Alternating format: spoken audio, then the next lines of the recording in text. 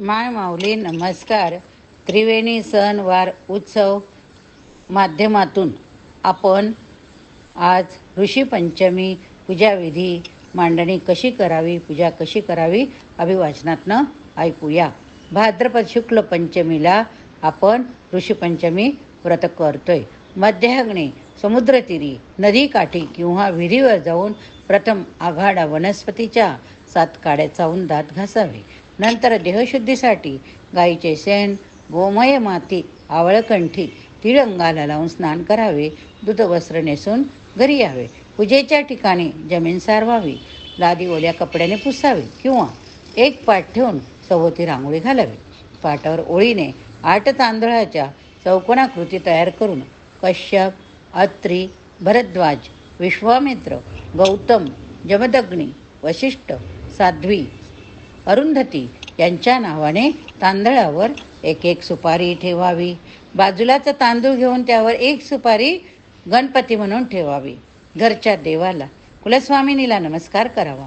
गोमूत्र, गोमय, दूध, दही, तूप एकत्र मिसळून केलेले पंचगव्य घ्यावे. नंतर संकल्प करावा. संकल्प केल्यावर संकल्पाचे पाणी सोडावे. सर्व सुपाऱ्यांवर अक्षदा व्हाव्यात. आता आपण गणपती पूजन करूया.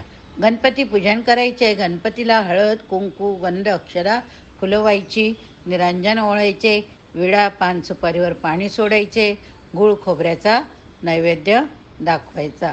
नंतर आपण कलश पूजा करायचे.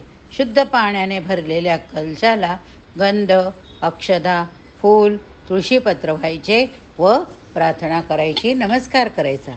नंतर घंटेला नमस्कार करून स्नान घालून गंध, फूल, अक्षदा व्हायच्या, हळद कुंकू व्हायचा, नमस्कार करायचा. नंतर आपण प्रोक्षण म्हणजेच कळसातील पाणी घ्यायचे. तुळशीपत्राने किंवा दुर्वाकुराने सर्व साहित्यावर स्वतःच्या अंगावर प्रोक्षण करायचे, म्हणजेच सगळं साहित्य पवित्र झाले. आता ध्यान करायचे.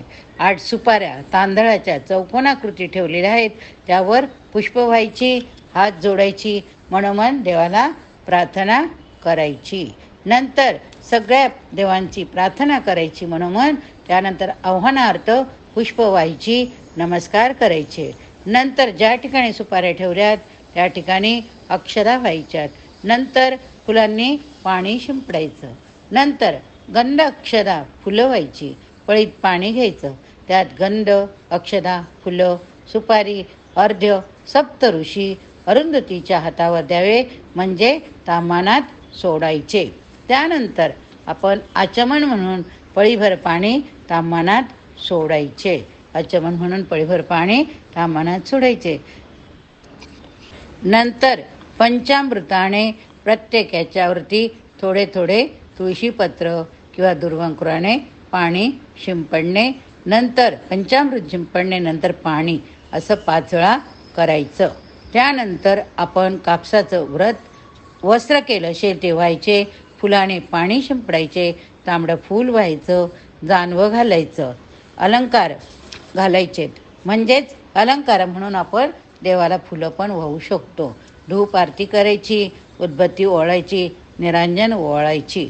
नंतर पळीभर पाणी ताम्हानात सोडायचे. पंचामृताला नैवेद्य दाखवायचा.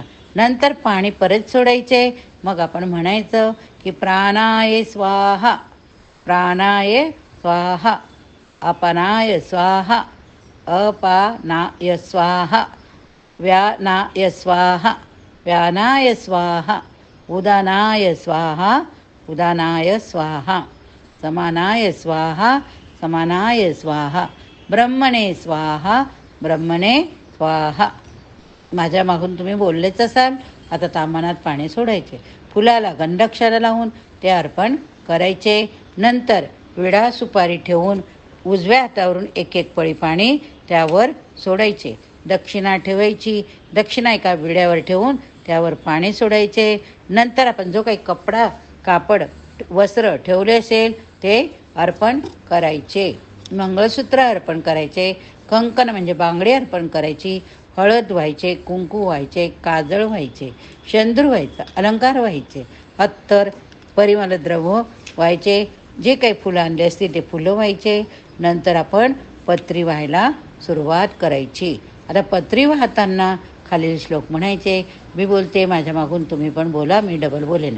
कश्यपाय नमः, कश्यपाय नमः, मुनिपत्रं समर्पयामि, मुनिपत्रं समर्पयामि, अत्रेय नमः, अत्रेय नमः, वटपत्रं समर्पयामि, वटपत्रं समर्पयामि, भरद्वाजाय नमः, भरद्वाजाय नमः, अश्वत्थपत्रं समर्पयामि, अश्वत्थपत्रं समर्पयामि, विश्वामित्राय नमः, विश्वामित्राय नमः, अर्कपत्रं समर्पयामि, अर्कपत्रं समर्पयामि, गौतमाय नमः, गौतमाय नमः, अपामार्गपत्रं समर्पयामि, अपामार्गपत्रं समर्पयामि, जमदग्ने नमः, जमदग्ने नमः, ताडपत्रं समर्पयामि, ताडपत्रं समर्पयामि, वसिष्ठाय नमः,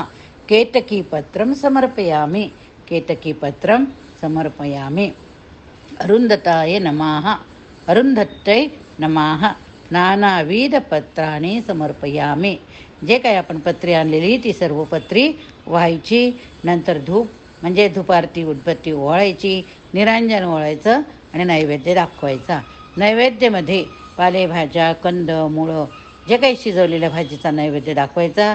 मात्र त्या वस्तूंपैकी बैलाचे श्रम कारणीभूत झालेले असतील अशा प्रकारच्या वस्तूचा उपयोग करू नये. यथाप्राप्त फळं ठेवून एक एक पळी पाणी सोडायचे. विडा सुपारी ठेवून उजव्या हातावरून एक एक पळी पाणी सोडायचे. यथाशक्ती महादक्षिणा एका विड्यावर ठेवून त्यावर पाणी सोडावे. विडा दक्षिणा ठेवताना त्यावर आपलं तुळशीचं पत्र ठेवावे. निरांजन ओवाळी, कापूर ओवाळावा, साष्टांग नमस्कार करावा. स्वतःभोवती उजवीकडून डावीकडे फिरावे, हात जोडावे, 3 प्रदक्षिणा घालाव्यात. मंत्रपुष्पांजली म्हणावी, मंत्रपुष्पांजली म्हणावी. उजव्या हातावर काही नाणी व सुपारी घेऊन, गंध अक्षदा फुलं घेऊन त्यातून पळीने पाणी घालून ते अर्धे खाली सोडावे, ते अर्धे खाली सोडावे. ओम तत्सत ब्रह्मार्पणमस्तु, ओम तत्सत ब्रह्मार्पणमस्तु असं म्हणून पूजा समाप्तीचे पाणी सोडावे. नैवेद्यासाठी केलेल्या कंदमुळ भाजीचा आहार भक्षण करावा. सर्व सुपाऱ्यांवर अक्षदा वाहून नमस्कार करावा. रात्री फलाहार करावा. दूध घ्यावे. ऋषी पंचमी व्रतकथा अवश्य वाचावी, इतरांनाही वाचून दाखवावी. या ठिकाणी पूजाविधी समाप्त झाला आहे. आता ऋषी पंचमी व्रतकथा 2 आहेत. ब्रह्मांड पुराणात सांगितलेल्या त्या दोघंही कथा मी आता 1 नंबर 2 नंबर कथा सांगते. त्या तुम्ही भक्तिभावाने ऐका.